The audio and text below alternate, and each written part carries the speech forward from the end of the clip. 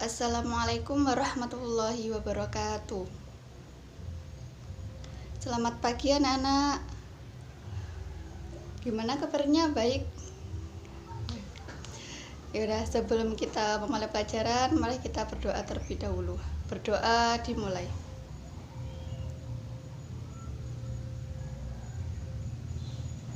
Selesai.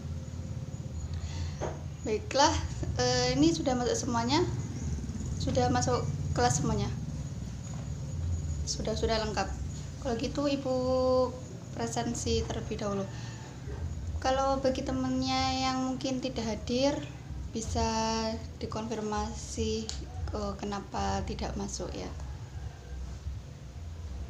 Baiklah, kalau gitu yang pertama Andi hadir, Benny hadir, Clara hadir, Doni hadir, Endang hadir. Baiklah, sudah masuk semua. Kalau begitu, sebelum kita memulai ke materi kita sekarang hari ini, Ibu mempunyai beberapa gambar untuk ditunjukkan kepada kalian. Ini gambar seseorang lagi ngapain? Iya, Doni? Pintar, lagi penelitian.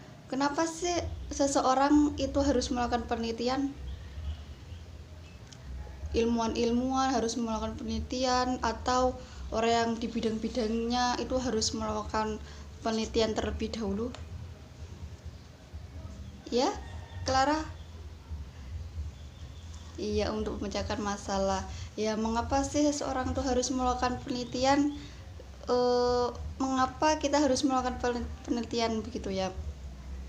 Jadi begini, biasanya itu peneliti satu sama peneliti lainnya itu datanya itu berbeda. Jadi untuk membandingkan data tersebut sama yang terjadi realitanya di masyarakat, kita tuh harus melakukan penelitian terlebih dahulu begitu. Jadi bukan satu data saja yang dipakai atau yang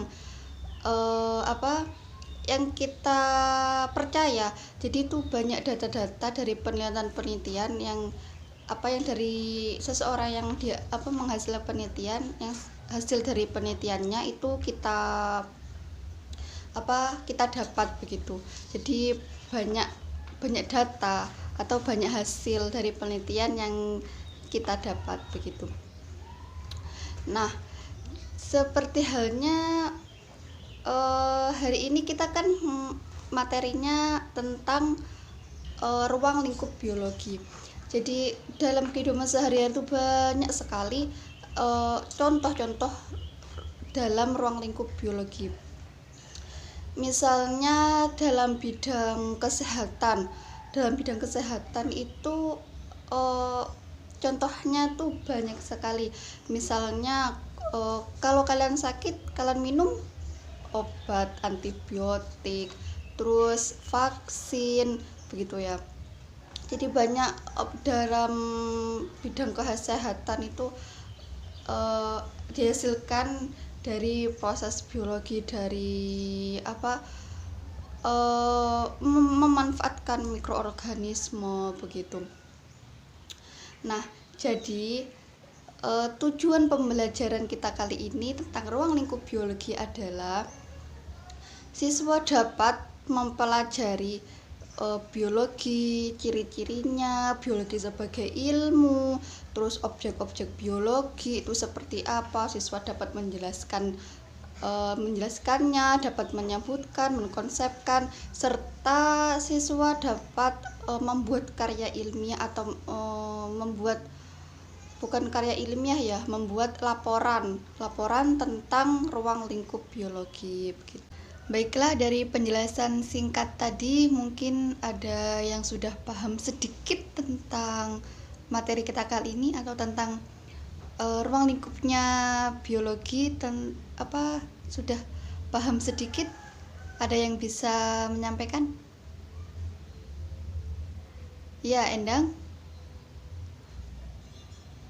Oh, biologi identik dengan penelitian. Baik, baik. Baiklah, sekarang kita masuk ke materi. Kalian pasti pernah merasa lapar kan? Pernah kan, manusia itu selalu lapar ya kan? Menurut kalian, mengapa kita harus lapar? Mengapa kita merasakan lapar? Ada yang tahu? Lapar. Kenapa kita merasakan lapar? Atau mengapa sih manusia itu harus lapar begitu ya? Ada yang tahu? Gini, mengapa kita harus lapar begitu ya? Karena manusia itu membutuhkan gula sebagai sumber energi serta untuk mendukung kinerja otak. Jadi kalau kita lapar kan kita pasti yang ngantuk, lemas, terus tidak fokus begitu. Apalagi kalau kalian sebelum berangkat sekolah belum sarapan, pasti kan dari kelas diterangkan begini, ada yang ngantuk, pasti itu merasa ngantuk, terus nguap, apalagi yang sampai tidur begitu ya, nggak fokus, pikirannya tuh kemana-mana, nggak fokus begitu. Jadi kita tuh membutuhkan gula, tubuh kita tuh membutuhkan gula untuk sebagai sumber energi. Nah terus kenapa sih Bu kalau lapar itu harus perutnya tuh berbunyi begitu ya, kruyuk-kruyuk begitu ya, berbunyi gini. Perut kita tuh saat lapar atau itu berbunyi, itu perut kita tuh kontraksi pada terhadap makanan yang kita cerna ke dalam usus begitu, jadi berkontraksi. Nah bunyi itu disebut berborikus atau biasa dikenal itu sebagai pertanda awal bahwa kita itu merasakan lapar begitu.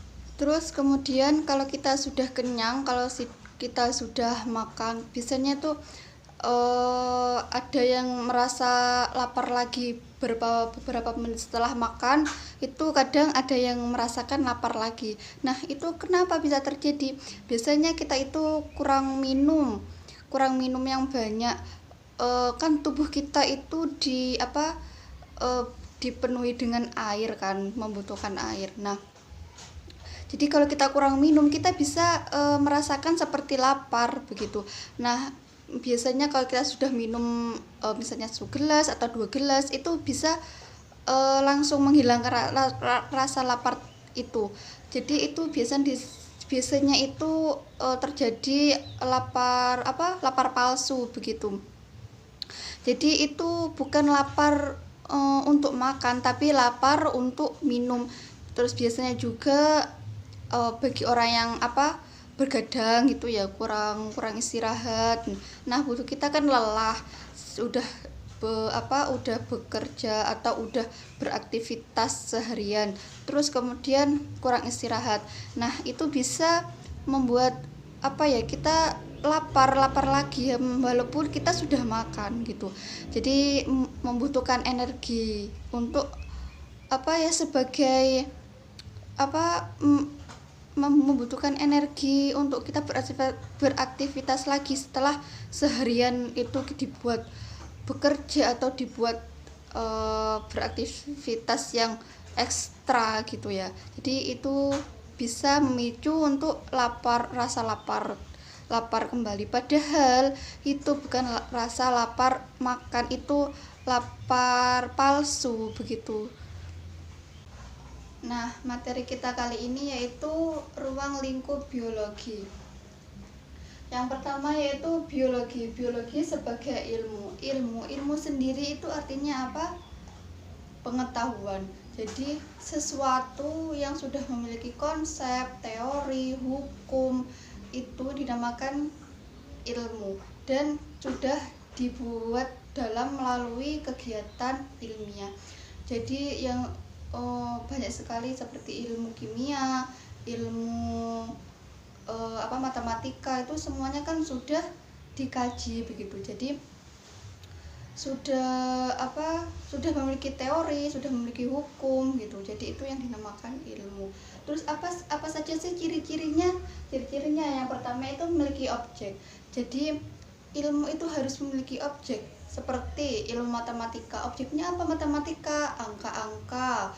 Terus seperti prosesnya itu seperti pertambahan, pengurangan, perkalian, pembagian gitu. Jadi sudah memiliki objek. Terus seperti yang di ilmu kimia, memiliki apa objeknya, seperti zat-zat kimia atau bahan-bahan kimia gitu. Kalau kita tidak mengetahui zat-zat kimia, apa kita juga tidak bisa mengetahui itu gimana prosesnya, apakah berbahaya ataukah dicampur dengan cairan ini bisa buat apa, atau bisa meledak atau bisa kebakaran gitu. Jadi kita harus mengetahui teorinya terlebih dahulu. Terus selanjutnya memiliki metode. Metode itu yaitu proses atau prosedur. Jadi kita kalau ingin mengetahui itu enggak langsung asal-asalan langsung mengetahui. Kita harus memiliki metode atau dengan melalui prosesnya terlebih dahulu, harus melalui metodenya. Kita mengetahui ilmunya seperti dalam ilmu biologi, kita ingin mengetahui ilmu baru, misal ada fenomena baru, kita melakukan apa? Metodenya penelitian begitu. Jadi kita harus melakukan penelitian terlebih dahulu untuk mengetahui fenomena tersebut disebabkan oleh apa, terjadinya bagaimana, nanti berakibat apa begitu. Jadi dilakukan penelitian terlebih dahulu. Selanjutnya bersifat sistematis. Sistematis itu berkelanjutan atau berkesinambungan, berurutan. Jadi ilmu itu harus berkesinambungan, harus berurutan, enggak langsung kayak bertolak belakang begitu, harus berkesinambungan satu sama lain. Selanjutnya bersifat universal. Universal itu umum atau dalam arti luas. Jadi ilmunya itu harus bisa diakses oleh semua masyarakat, harus bersifat umum, itu dapat diketahui oleh semua orang, dan semua orang tuh bisa dengan bebas mengetahuinya begitu. Jadi ilmu itu bebas, ilmu tersebut bebas diketahui oleh semua orang. Yaitu selanjutnya bersifat objektif. Objektif itu jujur, apa adanya. Jadi ilmunya itu yang disampaikan harus apa adanya. Misalnya kita melakukan penelitian, kita melakukan penelitian tapi hasil kita yang kita teliti itu tidak sesuai dengan faktanya. Misalnya melakukan penelitian virus sama bakteri. Nah itu misalnya bentuk virus sama bakteri, misalnya aslinya itu bentuknya bulat atau bentuknya kotak atau bentuknya apa, tapi pas saat kita penelitian bentuknya lonjong atau bentuknya enggak karuan. Nah itu kita nyampaikan gitu, atau hasilnya tuh kita disampaikan dengan objektif apa adanya. Jadi sesuai dengan hasil yang kita teliti gitu. Baiklah, selanjutnya yaitu bersifat analitis. Yaitu ilmu bersifat analitis yaitu menuju hal-hal yang khusus, seperti dalam bidang biologi ada cabang-cabangnya seperti zoologi, mikrobiologi, dan ekologi. Seperti halnya zoologi itu adalah ilmu yang mempelajari tentang hewan, seperti sifat-sifatnya hewan, peranannya apa dalam kehidupan sehari-hari, atau tingkah laku hewan, seperti itu. Terus kemudian mikrobiologi yaitu cabang ilmu biologi yang mempelajari tentang mikroorganisme, yaitu makhluk hidup terkecil yang tidak bisa kita lihat melalui mata kita langsung, seperti itu. Kemudian kalau yang ekologi yaitu ilmu biologi yang membahas tentang tumbuhan, seperti peranan tumbuhan atau jenis-jenis tumbuhan, seperti itu. Terus selanjutnya bersifat verifikasi. Verifikasi yaitu dapat diterima atau terbuka. Jadi semuanya itu bisa bisa diterima melalui dengan kebenaran begitu. Sudah menjadi kebenaran. Selanjutnya objek biologi. Objek biologi itu seperti ini. Jadi yang pertama itu sel. Sel itu adalah makhluk hidup terkecil atau unit terkecil dalam kehidupan begitu. Sel itu ada dua, sel uniseluler sama multiseluler. Sel uniseluler itu yaitu sel yang memiliki satu sel seperti bakteri, protozoa, alga seperti itu. Kalau yang multiseluler yaitu mempunyai banyak sel seperti tumbuhan, hewan seperti itu. Kemudian yang kedua jaringan. Jaringan itu adalah kumpulan dari sel. Jadi kumpulan dari beberapa sel itu dinamakan jaringan. Contohnya seperti jaringan epidermis, jaringan otot seperti itu. Kemudian selanjutnya organ. Organ itu kumpulan dari jaringan yang sudah mempunyai fungsi, yang sudah memiliki fungsinya. Seperti organ lambung, jantung, paru-paru, ginjal, seperti itu kan sudah mempunyai fungsinya. Kemudian sistem organ. Sistem organ itu kumpulan dari organ-organ yang saling berinteraksi dan sudah menjalankan fungsinya, seperti sistem organ peredaran darah seperti itu. Kan jantung sama pembuluh darah. Jantung yang memompa darah dan menurunkan ke seluruh tubuh seperti itu. Kemudian organisme atau di sini organisme, yang kelima organisme itu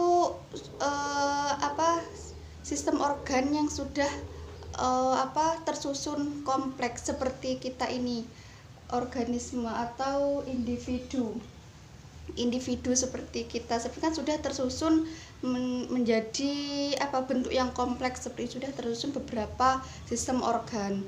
Kemudian populasi itu kumpulan dari organisme atau kumpulan dari individu seperti kita. Dalam satu kelas ini bisa disebut populasi seperti itu. Kemudian selanjutnya komunitas. Komunitas itu yaitu kumpulan dari beberapa populasi begitu. Bisa populasi pohon kelapa, populasi pohon jambu seperti itu. Kemudian ekosistem. Ekosistem itu kumpulan dari komunitas. Komunitas itu kumpulan dari populasi. Dari populasi ini seperti komunitas tumbuh-tumbuhan begitu. Kemudian ekosistem ini kumpulan dari beberapa komunitas yang terdiri dari 3 unsur, yaitu tanah, air, sama udara seperti itu. Kemudian yang terakhir biosfer atau bioma, yaitu kumpulan dari beberapa ekosistem ini menjadi satu itu namanya bioma atau biosfer seperti itu. Jadi sekarang silakan bikin kelompok menjadi 3 kelompok saja. Yang nentuin ibu atau kalian sendiri, atau berhitung saja 1 sampai 3. Nanti 1 berkumpul sama yang 1, 2 sama yang 2, dan 3 sama yang 3. Ya, berhitung saja. Silakan. Sudah? Baiklah, ini ibu bagi nanti perwakilan dari kalian maju ke depan untuk menyampaikan hasil diskusinya kalian. Kalian bisa memahami materi ruang lingkup biologi ini dalam kehidupan sehari-hari di sekitar kalian, di lingkungan sekitar kalian seperti itu. Misalnya di kejadian ini, ini contoh dari ruang lingkup biologi begitu. Itu kalian pahami dalam kehidupan sehari-hari seperti itu. Bagaimana diskusinya? Sudah selesai? Kalau sudah, silakan perwakilan kelompok maju ke depan untuk menyampaikan hasil diskusinya kalian. 1 kelompok saja atau mulai dari kelompok 1 atau relawan dari kelompok mana saja, terserah mau kelompok mana saja yang siap untuk maju ke depan. Nah, tadi dari semua kelompok sudah menyampaikan diskusinya. Jadi ada yang bisa menyimpulkan materi kita kali ini? Ada yang bisa menyimpulkan sedikit saja? Atau mungkin apa ciri-cirinya, atau mungkin pengertiannya, atau objek-objeknya bisa kalian simpulkan sedikit saja. Nah ya, seperti yang disimpulkan sama teman kalian tadi, jadi biologi sebagai ilmu itu adalah ilmu pengetahuan yang sudah memiliki konsep, sudah memiliki materi, sudah memiliki teori hukum yang dibentuk dalam kegiatan ilmiah, serta ciri-cirinya ilmu adalah seperti memiliki objek, memiliki metode, bersifat sistematis, bersifat universal, bersifat objektif, bersifat analitis, dan bersifat verifikasi, serta objeknya yaitu dari sel, jaringan, organ, sistem organ, organisme, terus seperti populasi, komunitas, terus ekosistem, sampai ke bioma atau biosfer, seperti itu. Sudah paham materi kita kali ini? Sudah, kalau gitu Ibu beri tugas ya. Di LKS itu kan ada latihannya, itu kalian kerjakan, nanti pertemuan selanjutnya dikumpulkan ke Ibu. Oh ya, materi selanjutnya itu cabang-cabang ilmu biologi, manfaat sama peranannya. Silakan dibaca-baca terlebih dahulu, dipahami, atau kalau yang tidak paham nanti bisa ditulis pertanyaannya dan bisa ditanyakan ke Ibu minggu depan atau pertemuan selanjutnya. Sudah, itu saja materi kita kali ini. Kurang lebihnya Ibu mohon maaf. Wabillahi taufiq wal hidayah. Wassalamualaikum warahmatullahi wabarakatuh.